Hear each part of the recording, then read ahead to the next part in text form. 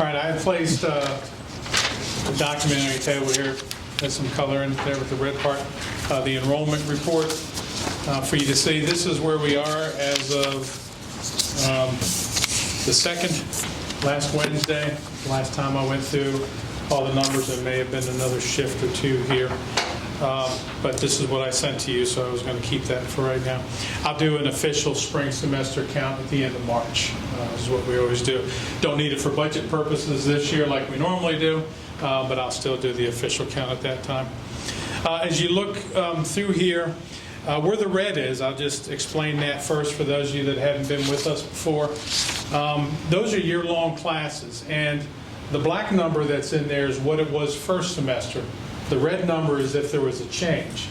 So we did have a few students that did fail a course that had to be taken out. I know of one student that finished the rest of his coursework and decided he wasn't going to continue our class for the rest of the year.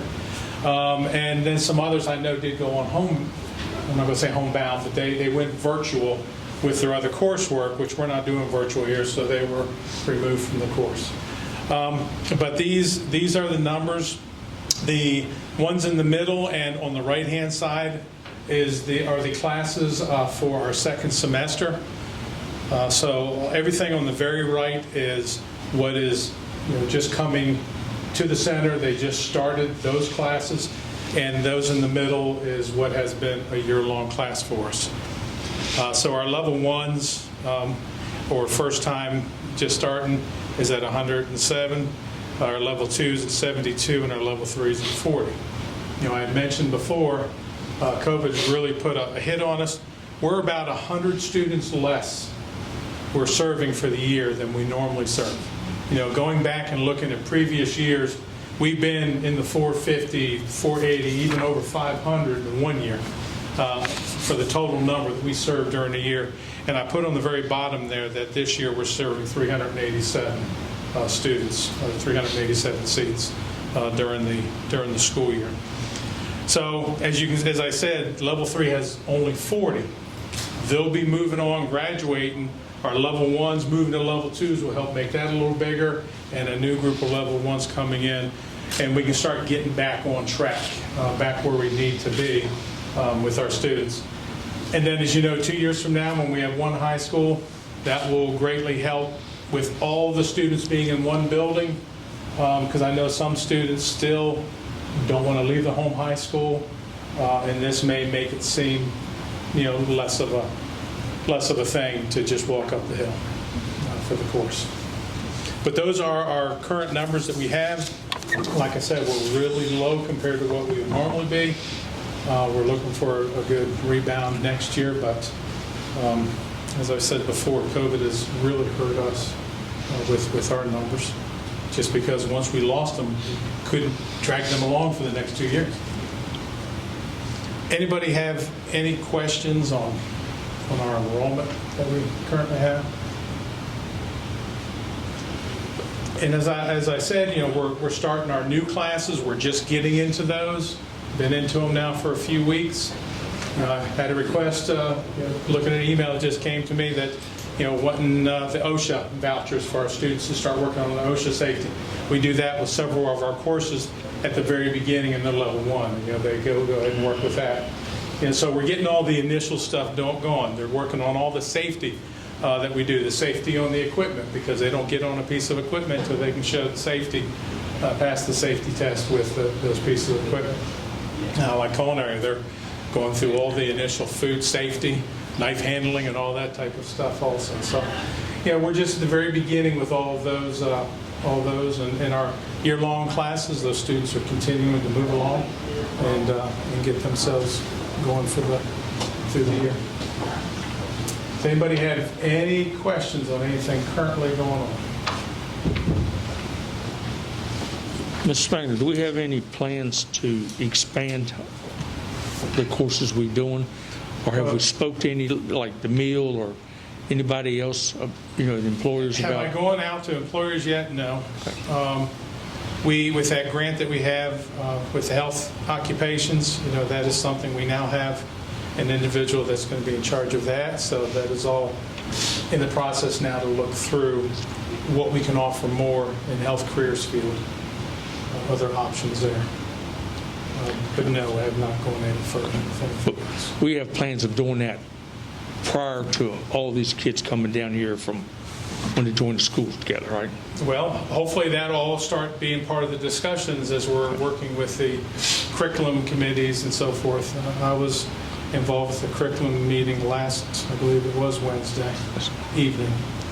And just starting to get the schools together, the different teachers together, talk about what's going on in each of the high schools, what would be going on when they combine.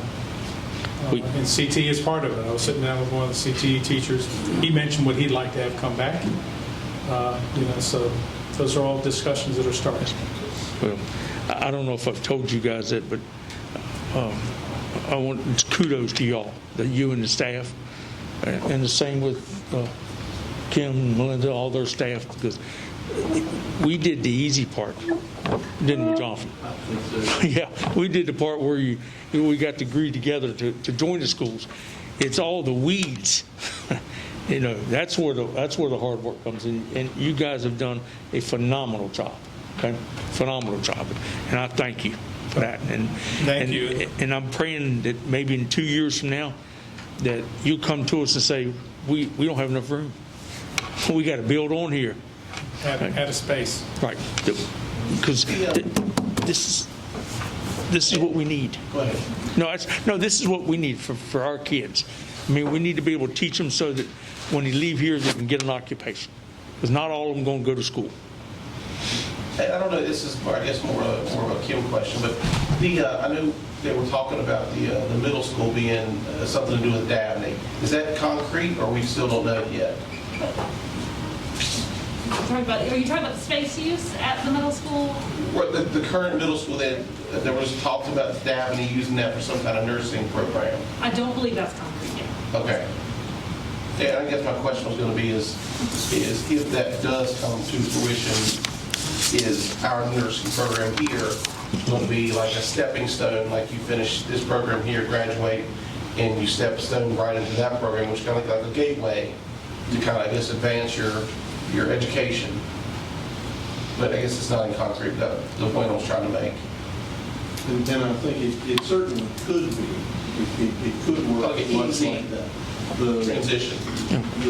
discussions about the utilization of what is now Clifton Middle School really just amounted to classroom real estate. And Dabney, like a lot of higher level institutions, there's a premium for that. In some cases, they have courses that they have the interest to offer, they just don't have the classroom real estate. For us in the Allegheny Highlands, what that means is a lot of times they have to go to Rockbridge to offer those. So it seemed like there was interest from Dabney's standpoint to try to be able to offer more things on this side of the mountain. So that's where the conversation is. And to Kim's point, it's not concrete, but there does seem to be significant interest there. It'd be really cool to get, like, our program kind of leaves off, and then it jumps right into around about where that nursing program starts, like a really easy transition into that. But y'all doing a good job, Mr. Spangler. Well, thank you. A lot of people out in the public don't realize how much work the superintendents, the finance people, HR, and other central office administrators are currently doing. And the building level, it's starting to get to that point working with curriculum, but yeah, there's an awful lot of work going on by those people, and it's very time consuming. I know personally, I'm in meetings, so many. I've got another meeting tomorrow, another one on Thursday, one with the state tomorrow morning about finances. I've got a Zoom with them, trying to figure out how we're changing from regional center to CTE center. So there are just so many meetings that go on besides what we're trying to do on a normal day. That's what I was going to say. Plus, you got your stuff to do, day-to-day stuff. I'm telling you, you guys have done a heck of a job, and I appreciate it. And I'm sure the rest of the board appreciates the effort all of you have put in. Good heavens. Thank you. Anybody else have any questions for us at JRTC currently? Okay. Like you finish, okay. So there's no old business.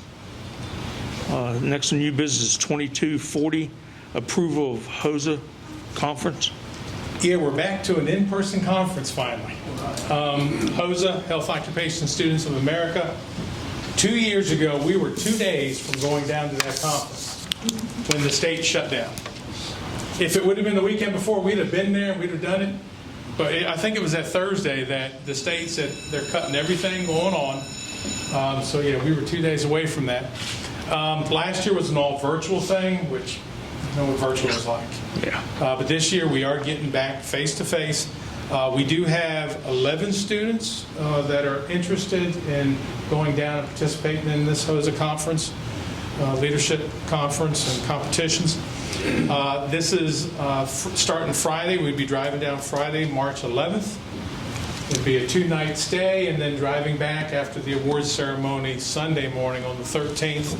We'd be driving back from that conference. So we're asking approval from the joint board for the overnight field trip, overnight stay for the 2 nights, March 11th through the 13th. I'll move that we approve the HOSA conference travel plans as outlined. Second motion. Okay, got a motion by Mr. Eric, second by Mr. Earl. Any discussion? All right, all in favor of the us approving the HOSA conference from March 11th and through the 13th? Aye. Aye. Any negatives? Okay, so approved. All right, let's go to 2241. That's policy updates. This is an information item. Right, the policy updates, as we've said all along, is as you will get the policies at your place and get them approved, we then get the approval here. I do believe, and if things change because of timelines, we just won't take it to the old business for the approval next time.